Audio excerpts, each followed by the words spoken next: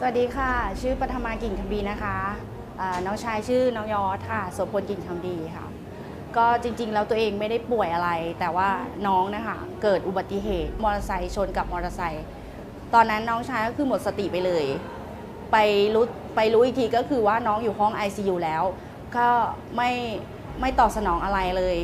ทีนี้หมอบอกว่ากะโหลกร้าวนะคะแล้วก็ซี่โครงแตกต้องผ่าตัดสมองแต่ว่าตอนนั้นยังไม่รู้ว่าเป็นใคร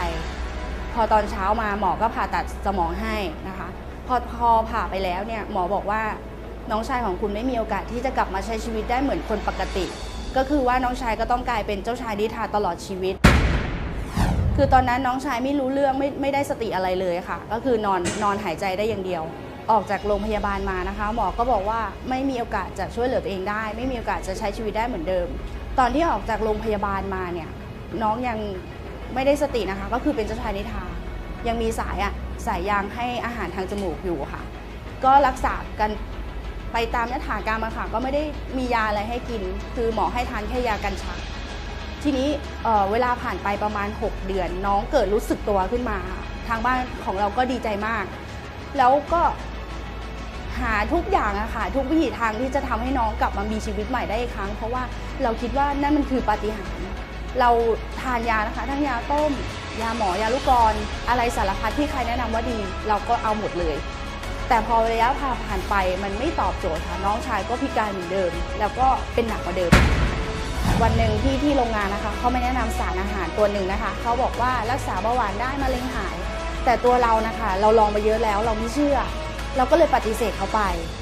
แต่มีอยู่วันหนึ่งค่ะมีอะไรบางอย่างทำให้เราอยากลองอยากเอาสารอาหารตัวนี้มาให้น้องกินนะคะอยากรู้ว่าจะดีจริงไหมอยากท้าพิสูจน์ก็เลยตัดสินใจนะคะเอามาให้น้องทานก็ให้น้องทานได้5วันค่ะจากคนที่นอนหายใจได้อย่างเดียวนะคะช่วยเหลืออะไรตัวเองไม่ได้เลยสักอย่าง5วันที่ทานไปนะคะสิ่งที่เกิดขึ้นกับน้องชายนะคะเขาก็สามารถตักข้าวกินเองได้ในรอบ8ปีนะคะคือเป็นครั้งแรกที่น้องช่วยเหลือตัวเองได้แล้วก็พ่อแม่ก็เห็นรอยยิ้มครั้งแรกก็รู้สึกดีใจนะคะแบบเฮ้ยมันปาฏิหาริย์มันวิเศษมากเลยมันคืออะไรเราก็ไม่ได้คิดว่าสารอาหารตัวนี้จะแพงอะไรนะคะแต่ถ้าเกิดว่ามันสามารถทำให้น้องมีชีวิตใหม่ขึ้นมาได้อีกครั้งพี่คนนี้ก็จะทำทุกอย่างเพื่อที่จะให้น้องทานอย่างต่อเนื่องจากวันนั้นถึงวันนี้นะคะจากคนที่นอนเป็นผักลุกขึ้นมานั่งได้จากที่ต้องกินอาหารที่ต้องปั่นให้ละเอียดตอนนี้ก็กินอาหารได้ปกติข้าวเหนียวก็ทานได้นะคะผัดซีอิ๊วก็กินได้ทุกอย่างคือชีวิตใหม่เขาได้คืนกลับมานะคะสารอาหารตัวนี้นะคะมันให้ชีวิตใหม่กับน้องแล้วก็ชีวิตใหม่ทั้งครอบครัวเลยค่ะก็อยากจะฝากเอาไว้ว่า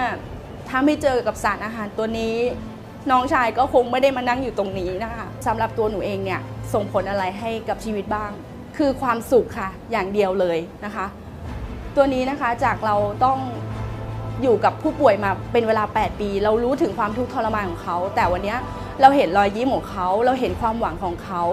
แค่นี้ค่ะมันก็มีความสุขแล้วเท่าที่พี่สาวคนหนึ่งจะทำได้นะคะคือไม่ต้องการอะไรในสิ่งบนโลกใบนี้คือแค่ข